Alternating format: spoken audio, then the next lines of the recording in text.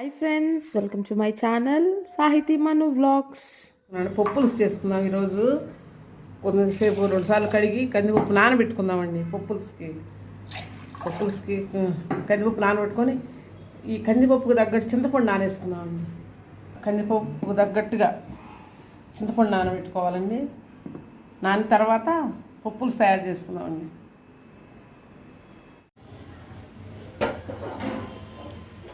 ఇలా కందిపప్పు గ్యాస్ మీద పెట్టుకుందామండి. ఇలా ఉడకనిద్దాం.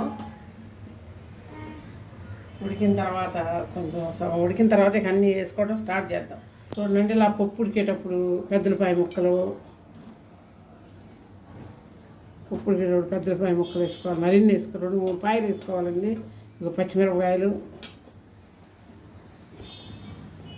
కూడా మజ్జిగ కోసి, కరివేపాకు బాగా వేసుకోవాలండి మంచి వాసన రావడానికి. కరివేపాకు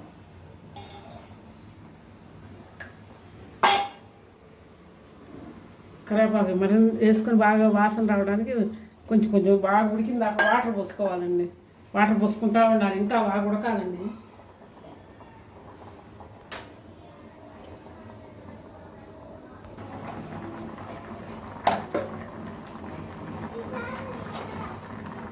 చూడండి, ఇలా చాలా వరకు ఉడికిపోయింది పప్పు. దానిలో కారం,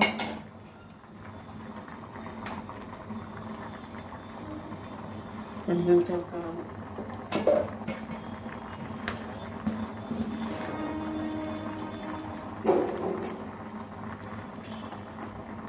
చిటికెడు పసుపు.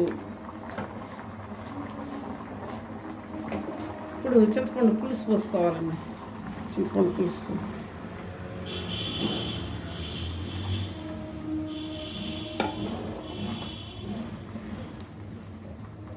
దీన్ని బాగా ఉడకనివ్వాలండి. బాగా కొంచెం కారం వేసుకుందాం. ఇంకా కొంచెం కారం వేసుకుందాం. దీన్ని చక్కగా బాగా వాసన వస్తూ ఉందండి. ఇప్పటికే బాగా ఉడకనివ్వాలండి. ఉడికిన తర్వాత తిరగమాల పోసుకోవటం. ఉడికిందండి. ఇప్పుడు ఉప్పు వేసుకుందాం. కొంచెం సరిపడా ఉప్పు వేసి సాల్ట్ వేసుకొని ఈ గ్యాస్ ఉంటుంది తిరగమాల పెట్టుకున్నామండి. అది ఉడికేటప్పుడే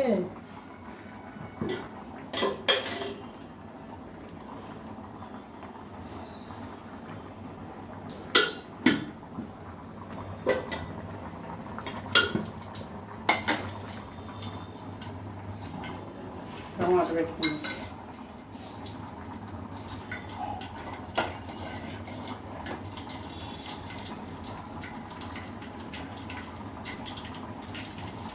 దినుసులు వేసాను. టమాటాలు వేసానండి. ఇందులో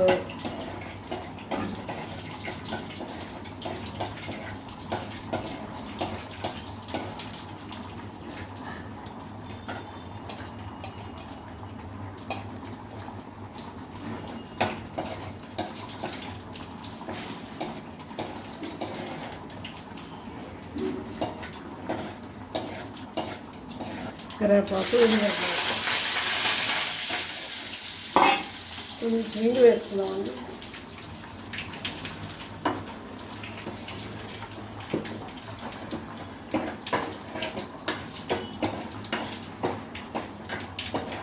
సాపుకొని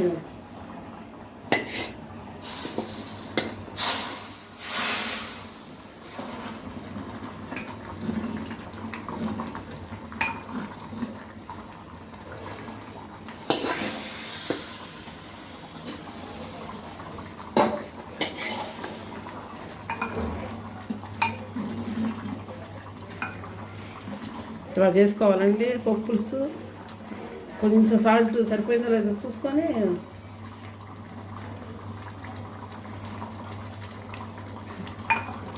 చాలా బాగుందండి. అన్నంలో వేసుకొని తిని, కొంచెం నెయ్యి వేసుకొని అన్నంలో వేసుకొని తింటే సూపర్గా ఉంటుందండి.